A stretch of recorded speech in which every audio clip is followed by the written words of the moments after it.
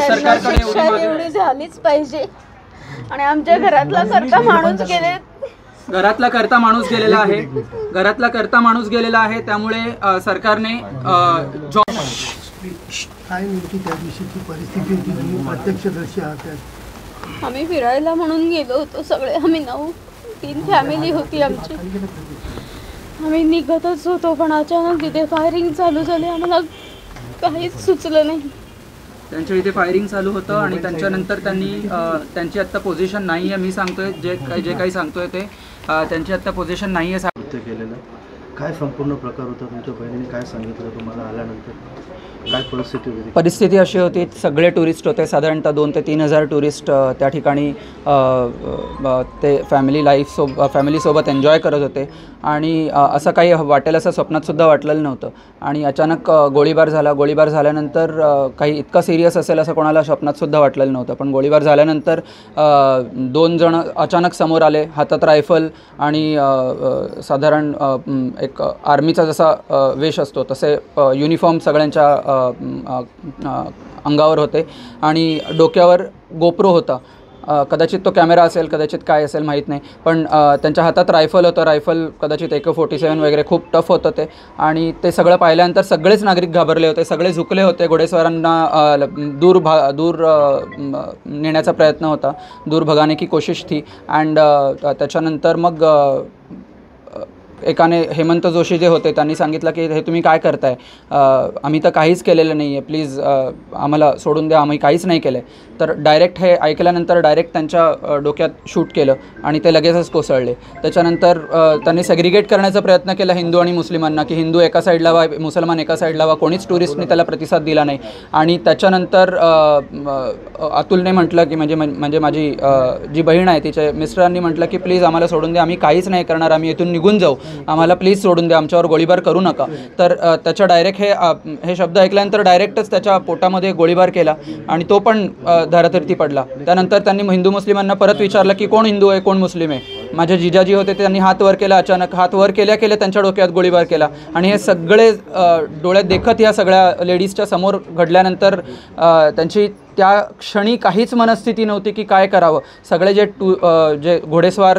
घोडेस्वारीसाठी आलेले असतात, तिथे जे पर्यटकांना साथ देण्यासाठी आलेले असतात, ते घोडेस्वार जे त्यांना रोजगार वगैरे मिळत असतो, ते सगळे तिथे होते. आणि तिथे त्यांना सांगत होते की तुम्ही आता पळा, तुमच्या जीवाला वाचवा, हे सगळे आर्मी जे आहेत खालचे ते त्यांना वाचवतील. आणि ह्या शब्दानंतर घोषणा वगैरे कोणीच काही दिलेल्या नाही आहेत, घोषणा वगैरे काहीच झालेली नाही आहे. फक्त हिंदू मुस्लिमांना सेग्रिगेट करण्याचा प्रयत्न त्या 2 दहशतवाद्यांनी केला होता. 2 ते 4 दहशतवादी जर 2000 पर्यटकांना काबूत ठेवण्याचा प्रयत्न करत असेल तर भारताची सुरक्षा व्यवस्था आज कुठवर आहे.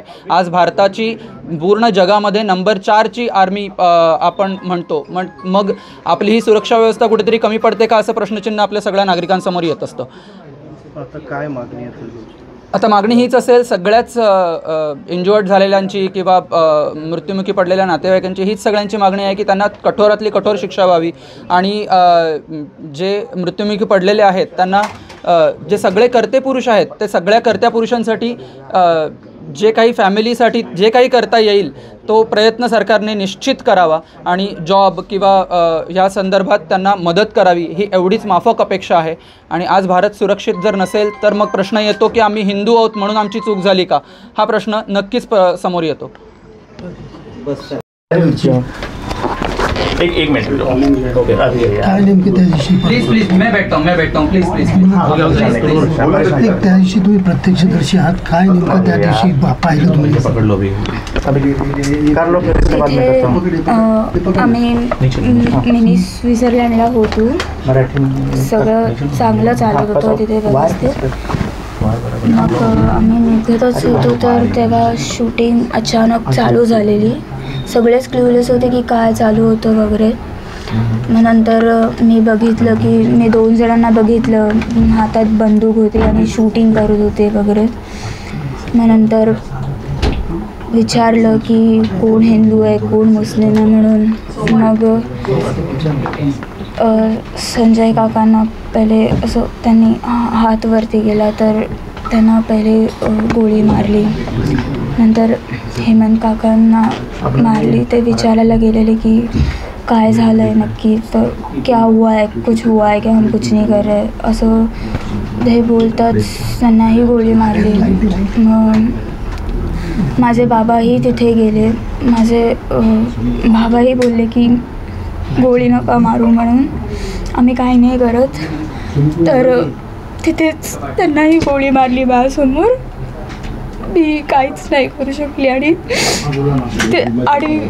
होती मी तिथे घाबरून. जवळपास 15-20 मिनटं आम्ही तसेच भीतीत होतो, घाबरत. मग नंतर ते गेल्यावर आम्ही सगळे पळालो. बाबाला उठवायचे प्रयत्न केले पण बाबा उठत नव्हता, म्हणजे बाबाला होत नव्हतं उठायला. मग तिथे बोलले की उनको छोड़ो, जिसको गोली लगी उनको छोड़ो, वहाँ आर्मी आएगी उनको लेने, पहले आप उधर से भाग जाओ, अपनी जान बचा लो करके. तो हम 6 जन उधर से भाग रहे थे. ठीक आहे, ओके. पुढे तुमचं भविष्य आहे या असं पाहिजे, कारण हे खूप अनएक्सपेक्टेड होतं. आम्ही नुसतं असं फिरायलाच गेलेलो. पहिलाच दिवस होता आमचा फिरण्याचा. हे बिलकुल पण एक्सपेक्ट नव्हतं केलं आम्ही असं काही होईल. आम्हाला वाटलेलं की काश्मीर सेफ आहे. याच्या आधीही माझे आई बाबा जाऊन आलेत जम्मू काश्मीरला. मी लहान असताना जाऊन आलेत आणि मी सेकंड टाईम जात होती जम्मू काश्मीरला. तर बिलकुलच आयडिया नव्हती की असं काही होईल. गव्हर्नमेंट आम्हाला जस्टिस देईल एवढीच अपेक्षा.